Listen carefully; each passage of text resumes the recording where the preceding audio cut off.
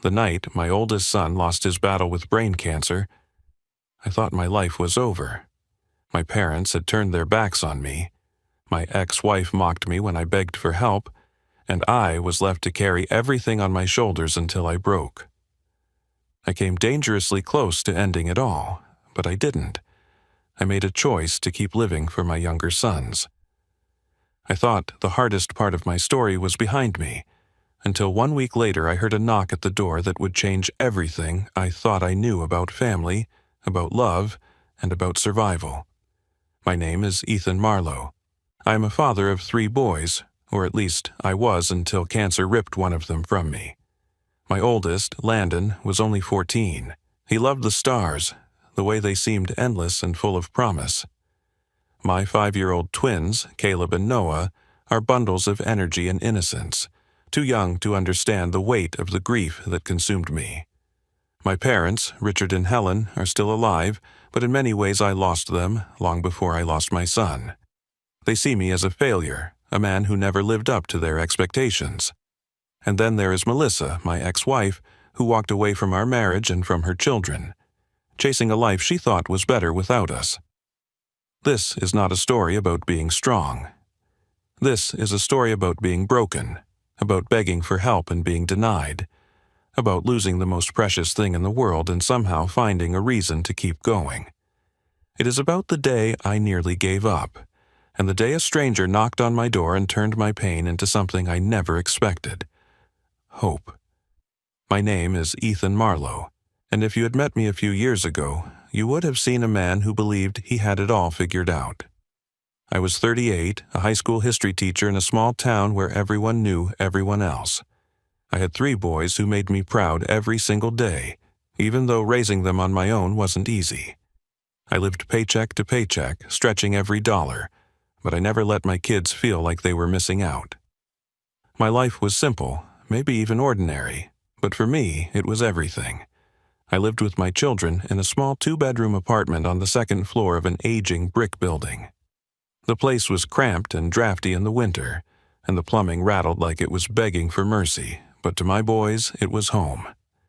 We filled it with laughter, school projects spread across the kitchen table, and stacks of library books that never seemed to stop multiplying. My oldest, Landon, was 14. He was tall for his age, with a mop of brown hair that always stuck out in every direction no matter how hard he tried to comb it down. He had a gentle soul, the kind of boy who noticed when you were tired and quietly offered to help without being asked. His love was astronomy. We would sit together on the tiny balcony outside our living room, bundled in jackets, staring at the night sky through a second-hand telescope I had bought years ago. He would point out constellations, his eyes full of wonder. "Dad," he once said, "do you think there are other kids out there looking up at us right now?" I told him I believed there were, and he smiled like the universe made sense to him in that moment. Then there were the twins, Caleb and Noah. They were 5 bundles of unstoppable energy. Caleb was bold and mischievous, always testing limits, while Noah was more cautious but endlessly curious. They were inseparable, finishing each other's sentences, inventing games only they understood, and running circles around me until I collapsed on the couch, laughing and pretending to be defeated. Raising twins was chaos, but it was also joy in its purest form. Being a single father wasn't the plan I had for my life, but it was the life I was given after my marriage to Melissa collapsed. We met in college, fell hard, and married young. For a while, it worked. But as the years went on, Melissa began to resent the life we built. She wanted more money, more status, more excitement. I was just a school teacher, a steady man with steady dreams. She wanted the opposite. When she left, she made it clear she wasn't leaving only me but the life we had built together, including the responsibilities of raising our children. Melissa remarried not long after the divorce. She lived across town in a large house with her new husband, someone who could give her the material comforts I never could. She called the boys occasionally on birthdays and holidays, but her presence was distant, like a guest star who occasionally appeared in our lives and then vanished. The boys learned not to expect much from her. I tried not to let my bitterness show, but deep down, it stung every time I saw the hurt in Landon's eyes when she missed a call or forgot a promise. My parents, Richard and Helen, lived 15 minutes away, but they might as well have lived on another planet. My father was a stern man who believed success was measured in money and titles. To him, teaching was a failure, not a calling. He saw me as weak, a disappointment, someone who had never lived up to his expectations. My mother followed his lead, rarely challenging him, her silence cutting as deeply as his harsh words. When Melissa left, I thought my parents would step in to help, but they only grew more distant. "You chose this life, Ethan," my father said once when I asked for help with the twins. "You need to handle it." I learned quickly not to rely on them. Still, even with all of that, my life felt full because of my children. Every morning, I woke up to their laughter, their arguments over cereal, their backpacks scattered by the door. My days were long, filled with teaching teenagers about history, and then rushing home to make dinner, check homework, and tuck the twins into bed while Landon and I shared quiet moments on the balcony. I was tired, always tired, but it was the kind of exhaustion that came with purpose. When Landon first began complaining about headaches, I thought it was stress from school or too much time staring at his phone. When his vision blurred and he grew dizzy, I told myself it was just exhaustion. But then the headaches became unbearable, and one night he collapsed in the kitchen while reaching for a glass of water. I rushed him to the hospital, my heart pounding with fear I couldn't put into words. That night was the beginning of everything unraveling. The doctors ran tests, their faces carefully neutral as they spoke in calm, measured tones. Then they told me what no parent ever wants to hear: a tumor, brain cancer. Words that shattered the fragile world I had built for my family.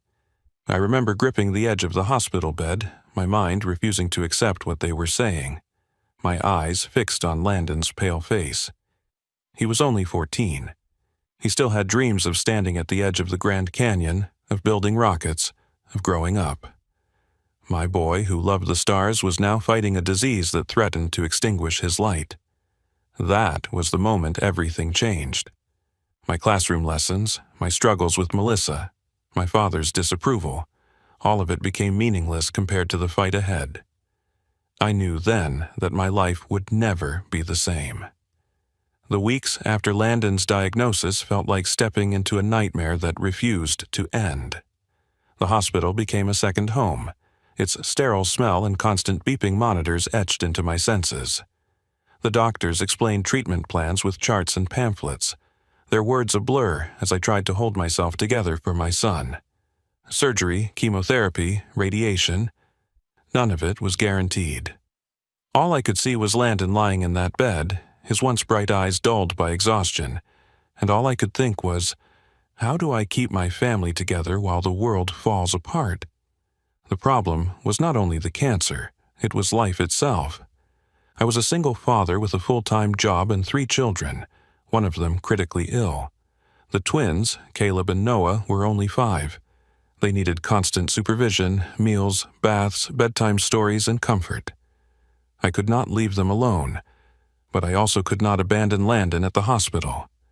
Every day I woke up torn in two, desperate to be everywhere at once, knowing I was failing in both places. At first, I tried to manage on my own. I brought coloring books and toys to the hospital so the twins could stay with me while I sat by Landon's side. They would play on the floor of the waiting room, their laughter cutting painfully against the sound of doctors' footsteps and crying families. The nurses were kind, offering snacks or keeping an eye on the boys when I had to speak with doctors, but I knew it was unsustainable. The twins deserved stability, not endless hours in hospital corridors. So I did the only thing I thought I could do. I called my parents. I dialed their number late one night, my hands shaking, my voice raw from days without sleep. "Mom, Dad," I said, trying to steady my voice, "I need help. Landon's treatments are starting tomorrow, and I can't bring Caleb and Noah with me every time. Can you please watch them? Just for a few hours a couple of days a week." There was a pause on the other end. My mother's voice came first, quiet and uncertain. "Ethan, we are too old for that kind of responsibility. You know how your father feels." Then my father took the phone. His voice was sharp, cold. "Ethan, you made your choices. You decided to be a teacher, you decided to marry that woman, and you decided to keep those kids. It's not our job to fix your life." "Dad," I pleaded, the words tumbling out faster than I could control. "This isn't about me. It's about Landon. He is dying, and I need to be with him. I can't do this alone." "You've been coddled long enough," he snapped. "You figure it out." Then the line went dead. I stared at the phone in my hand, the silence pressing down like a weight. I felt abandoned in a way I had never felt before. My parents were only 15 minutes away, yet they had just turned their backs on their grandchildren. I sat in the dark of my apartment that night, the twins asleep in their room, Landon resting in the hospital. I thought of every moment my parents had criticized me, every time they had withheld their approval. And now, when I needed them most, they had confirmed what I had always feared. To them, I was nothing but a disappointment. Still, I couldn't give up. I had one more option: Melissa. Calling her was a last resort, but I had no choice. I dialed her number, my stomach in knots. When she answered, her voice was clipped and impatient. "What do you want, Ethan?" I took a deep breath. "Melissa, it's Landon. He's getting worse. I need to be at the hospital with him, and I can't keep bringing the twins there. They need someone to watch them. Please, I'm begging you." There was a pause, then a laugh that cut through me like a knife. "Are you serious? You're asking me to play babysitter because you can't manage your own life? You're just a broke teacher, Ethan. You figure it out." "Melissa," I said, my voice breaking, "he's your son too. He doesn't have much time. Please, do this for him, if not for me." Her tone hardened. "I moved on from that life, Ethan. You need to do the same." Then she hung up. I sat there, the phone pressed against my ear, unable to move. My chest felt like it was caving in, my heart pounding with anger and grief. I had begged her for help, not for myself, but for our children, and she had laughed in my face. From that moment on, I understood that I was truly alone. I had no parents willing to step in, no ex-wife who cared, no safety net. It was me against the storm. So I kept dragging the twins to the hospital, their backpacks stuffed with snacks and toys, while I tried to split myself between being a father to them and a caretaker to Landon. Some nights I held Landon's hand as he drifted into restless sleep, while Caleb and Noah curled up in chairs beside me, their little bodies too tired to stay awake any longer. I would sit there, my heart torn in 3 directions, praying for strength I did not have. Every morning I woke up more exhausted, more desperate, and every night as I watched my son's body weaken, I wondered how much longer I could keep this up before I collapsed completely. The night Landon died, the world seemed to stop. Outside the hospital, rain pounded against the windows, and thunder rolled across the sky like the earth itself was mourning. Inside, I sat at his bedside, gripping his hand, watching the rise and fall of his chest grow weaker with each breath. His once bright eyes, the ones that had looked at the stars with wonder, fluttered open one last time. He gave me the faintest smile, barely a whisper of his old self, and said, "Dad, don't be sad. Promise me you'll take care of Caleb and Noah." I swallowed the lump in my throat, fighting to give him the strength he deserved. "I promise, son," I said, my voice trembling. He nodded, closed his eyes, and within minutes he was gone, the room filled with silence. Not the quiet of peace, but the crushing emptiness of absence. My boy, my firstborn, was gone, and no words could change that. I lowered my head onto his chest, sobbing into the stillness, my tears soaking his hospital gown. After the funeral, I moved through the days like a ghost. The twins were too young to grasp the full weight of what had happened. They asked where their brother was, and when I told them he had gone to heaven, they cried for a few minutes and then clung to me, seeking comfort in ways they couldn't express. I gave them what I could, but inside I was hollow. At night, when the boys were asleep, I sat in the living room, staring at the ceiling. The silence of the apartment pressed in around me. Landon's telescope still stood by the balcony door, its lens pointed toward the sky he would never see again. I thought about joining him, ending the unbearable pain that gnawed at me every second of the day. One night, I sat at the kitchen table with a bottle of pills in front of me. My hands shook as I unscrewed the cap, my mind racing with memories of Landon's laugh, his questions about the stars, the way he used to hug me without warning. I told myself I had failed him. I had failed to save him, failed to protect him. The world was cruel, and I was too weak to fight anymore. As I sat there, Caleb wandered into the kitchen, rubbing his eyes, clutching his stuffed dinosaur. "Daddy, are you okay?" he asked softly. His voice was small, innocent, but it pierced straight through me. I quickly slid the bottle out of sight and forced a smile I did not feel. "I'm okay, buddy." "Why are you awake?" "I had a bad dream," he whispered, climbing onto my lap. "I dreamed you left me and Noah." Those words broke me. I wrapped my arms around him, holding him close, feeling the warmth of his small body against mine. A moment later, Noah padded into the room, dragging his blanket, and climbed onto my other knee. The three of us sat there in the dim light of the kitchen, their tiny arms wrapped around me, their trust absolute. "Daddy," Noah said, his voice muffled against my chest, "please don't go away too." The dam inside me burst. I held them tighter, tears streaming down my face, and in that moment I made a decision. I could not leave them. I could not let them grow up without a father. Landon was gone, but Caleb and Noah were still here, still alive, still needing me. No matter how broken I felt, I had to fight for them. That night became the turning point. I took the pills and flushed them down the toilet, watching as they disappeared. A physical symbol of the choice I was making. I was choosing to live, not for myself, but for my remaining sons. The days that followed were not easy. Grief still weighed on me, heavy and unrelenting, but I began to shift my focus. I started small. I cooked the boys breakfast, even if it was just scrambled eggs and toast. I walked them to the park, letting them run and play, their laughter cutting through my sorrow like sunlight through storm clouds. At night, I tucked them into bed and told them stories about Landon, about the brother who loved the stars, making sure his memory would never fade.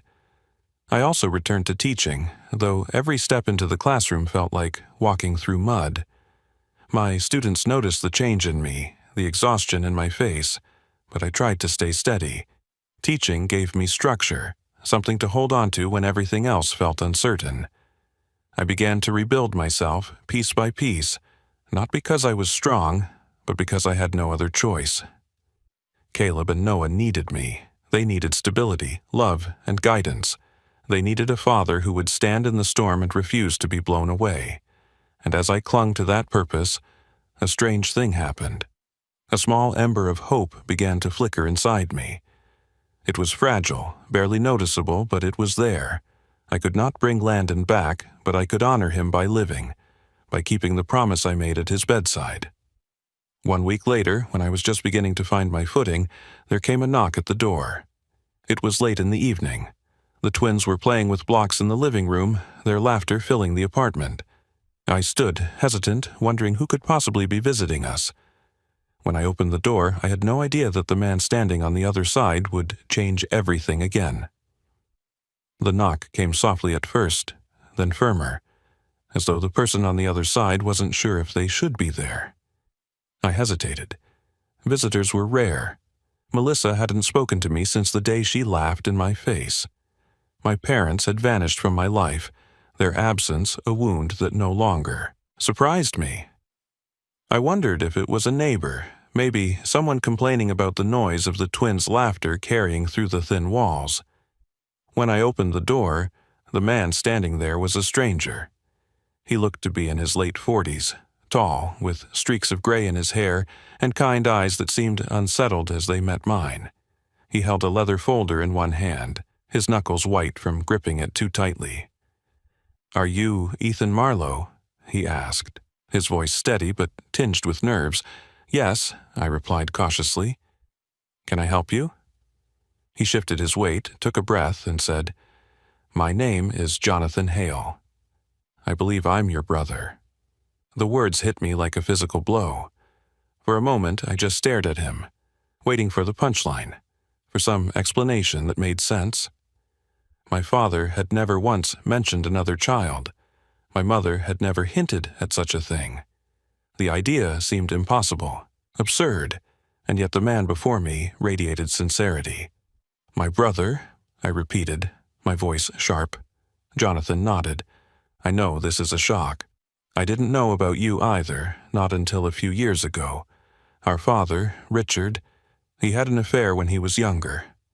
My mother raised me on her own. I grew up knowing nothing about him, nothing about you.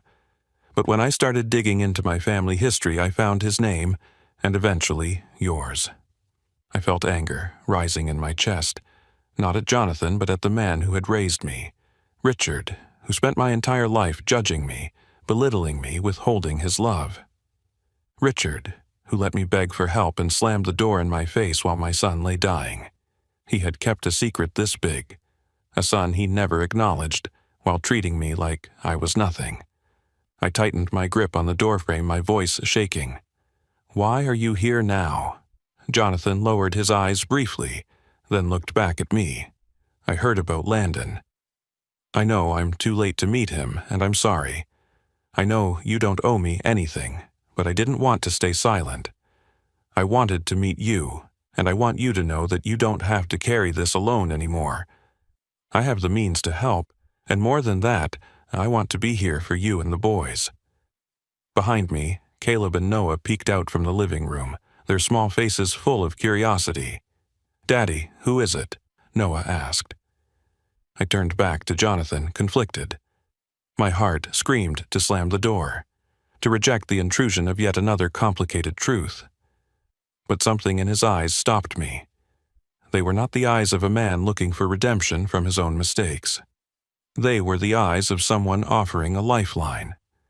"Come inside," I said finally, my voice low. Jonathan stepped into the apartment, his gaze moving to the boys. He knelt down to their level, a gentle smile spreading across his face. "Hi there, I'm Jonathan." Caleb tilted his head, suspicious but intrigued. "Are you Daddy's friend?" Jonathan hesitated, then glanced at me. I gave a small nod. "Something like that," he said softly. The boys, satisfied with the answer, darted back to their blocks, their laughter filling the room again. Jonathan watched them for a long moment, his expression unreadable, then turned back to me. "I know I can't replace what you've lost," he said, "but I've spent my whole life wondering where I came from, if I had family somewhere out there. And now, standing here, I think maybe we were both missing something. You needed someone, and I needed a place to belong. I can't undo the past, but I can be here now. I wanted to be angry, to push him away, to reject the reminder of everything my father had kept from me. But instead, I felt something else. Relief. For the first time in months, maybe even years, I felt like I wasn't completely alone. This man, this unexpected brother, had chosen to come to me when everyone else had turned away. The weight of grief, betrayal, and loneliness pressed against my chest, but for once it didn't crush me. Instead, it loosened just enough for me to breathe. I gestured toward the couch. "Sit down."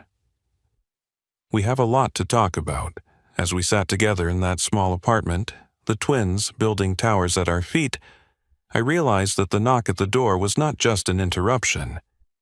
It was the beginning of something new. Jonathan's presence didn't erase the pain of losing Landon or the betrayal of my parents and ex-wife. But it did bring a possibility I hadn't felt in a long time. Hope.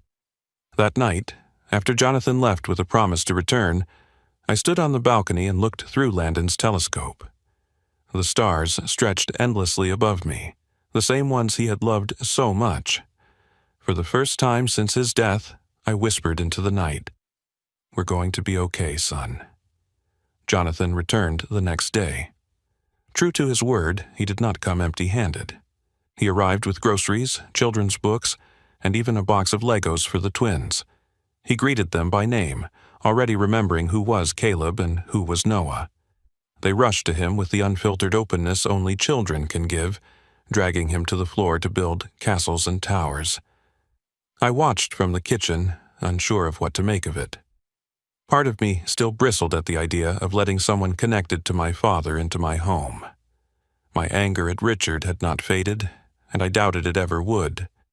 But as I saw Jonathan laughing with my sons, his eyes full of genuine joy, I realized that whatever sins my father had committed, Jonathan was not responsible for them. He was here, not because he had to be, but because he wanted to be. Over the following weeks, Jonathan became a fixture in our lives. He came by after work, helped with dinner, and offered to watch the twins when I needed a break. He even went with me to the cemetery, standing silently beside me as I laid fresh flowers on Landon's grave. He did not offer empty platitudes or try to tell me the pain would pass. He simply stood there, sharing the weight without trying to lighten it, and somehow that meant more than any words could have. The twins adored him. They began to call him Uncle John, a title he accepted with tears in his eyes. He read to them at night, carried them on his shoulders at the park, and sat with them through their endless questions about life and death. When Caleb asked if Landon could see them from heaven, Jonathan knelt down and said, "I believe he can, and I believe he is proud of all of you." I had spent so long feeling abandoned that the sudden presence of support felt almost foreign. I struggled with it at first, still convinced that if I leaned on someone else, they would eventually walk away like everyone before. But Jonathan didn't walk away.